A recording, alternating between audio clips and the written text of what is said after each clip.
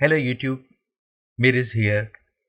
In this video tutorial, I will tell you why Pubg has launched new 64-player 2x2 map. And the answer of this question is low concurrent player available in the region.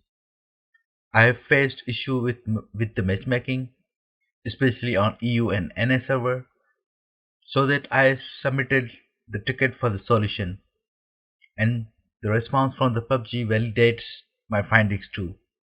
However, reply from Pubg also highlights that there may be too many queues for the number of players in the region. But according to Statista, very popular data finding agency, shows that concurrent players of Pubg are on decline from peak 3.2 million in January 2018 to 0.96 million in December 2019. This is all for today. Thanks for watching. What do you think about new map?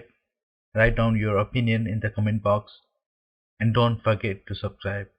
Thank you.